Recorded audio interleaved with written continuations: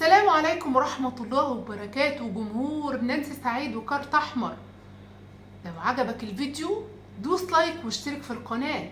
هنبدأ الفيديو النهاردة بأن الأهلي بدأ التحرك للتفاوض مع بروسيا مونشن جلادباخ لضم مصطفى أشرف بعد إعجاب كولر باللاعب، وهيبدأ الأهلي الدخول في خطوات أكتر جدية في المفاوضات مع النادي الألماني لمحاولة ضم اللاعب في الفترة المقبلة. مصطفى أشرف دخل اهتمامات الأهلي خلال الفترة اللي فاتت، وأبدى كولر مدرب الأهلي إعجابه على ضم اللاعب، ولكنه اشترط خضوعه لفترة معايشة لمدة أسبوع. ولكن فكرة المعايشة أسبوع دي مرفوضة من نادي اللعيب، ولكن في مفاوضات بشأن اللاعب.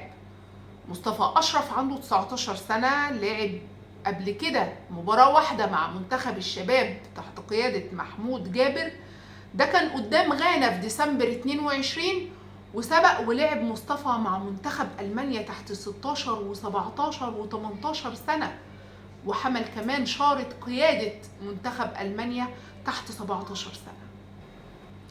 نيجي لمحمد شريف، فصحيفة اليوم السعودية كانت عملت خبر بخصوص توقيع محمد شريف لنادي الخليج السعودي، وانا اشك في صحة الكلام ده، لان مفيش كلام لا من النادي ولا من اللاعب ولا من وكيله.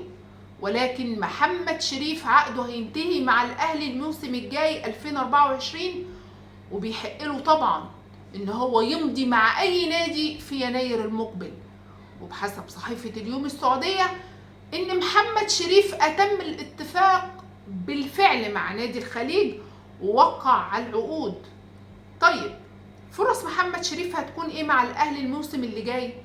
اعتقد المنافسة هتكون قوية جدا في حالة الاهلي نجح في التعاقد مع مهاجم سوبر، وهيبقى كده الاهلي عنده المهاجم الجديد مع محمد شريف وكهربا وكمان صلاح محسن. عموما محمد شريف لساله موسم كامل مع الاهلي، ومفيش اي تصريحات بتثبت كلام جريدة اليوم السعودية بالشأن ده. اما بالنسبة لبيراميدز، دعم فريق بيراميدز صفوفه بصفقات قوية جدا خلال موسم الانتقالات الصيفية الجاري، بعد ما تعاقد مع مهند لاشين من فيوتشر، وفعل بند شراء مصطفى فتحي من التعاون السعودي، بالإضافة لضم ثنائي الزمالك يوسف أسامة نبيه وسيف فاروق جعفر. بيتهيألي بيراميدز بيستعد بشكل كويس جدا جدا للموسم الجديد، وفي الوقت الحالي بيراميدز بيمتلك كتيبة من اللاعبين المميزين، وعلى الأندية الجماهيرية أن تحذر، وبقصد هنا الأهلي والزمالك. بيراميدز كل هدفه إقصاء الأهلي تحديدا والزمالك في الموسم اللي جاي، فبيستعد بكل ما أوتي من قوة، وربنا يستر. نيجي بقى لتصريح كابتن رضا عبد العال، بيقول إن أكتر حاجة عجبته اليومين اللي فاتوا وقفة جماهير الزمالك مع شيكابالا ضد تجاوز قناة الزمالك وبعض مسؤولين النادي في حق اللاعب.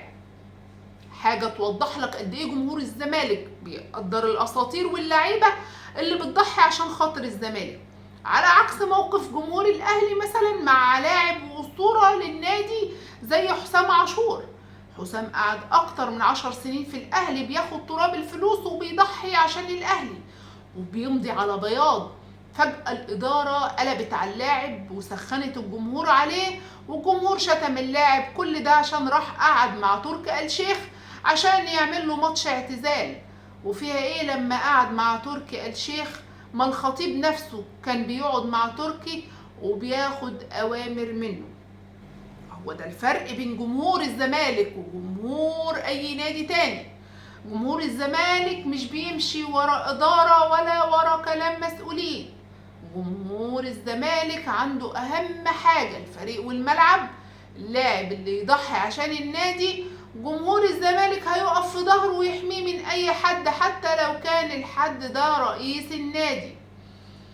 وده كان تصريح عم رضا، وعايزة أقول له يا عم رضا، يا عم رضا، عادي انك تكون منبهر بموقف جماهير الزمالك مع شيكابالا، لكن السؤال ايه فكرة النادي الاهلي ولاعيبته في الحوار.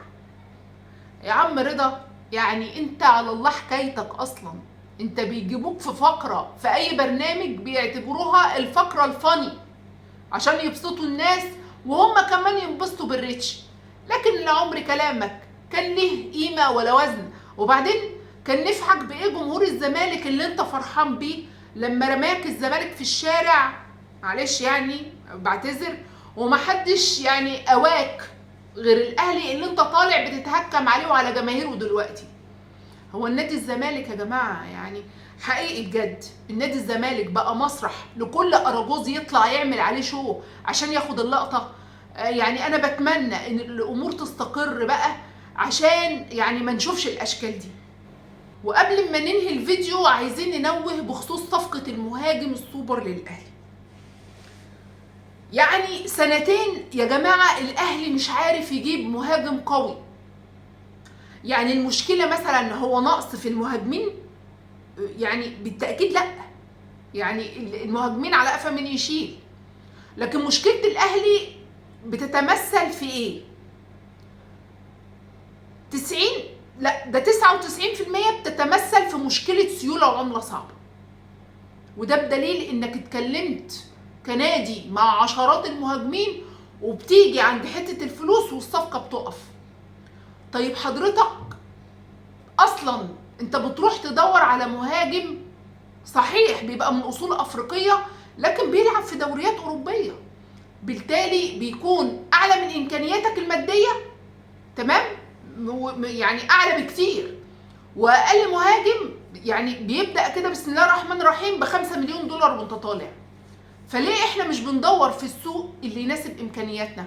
وعندك افريقيا غنيه بالنجوم والمواهب وهتجيب بتراب الفلوس منها، وكمان هيتأقلم مع طبيعة المناخ هنا على اللي هيجي من أوروبا، وبالتالي هيبقى أكفأ من اللي هتجيبه من أوروبا.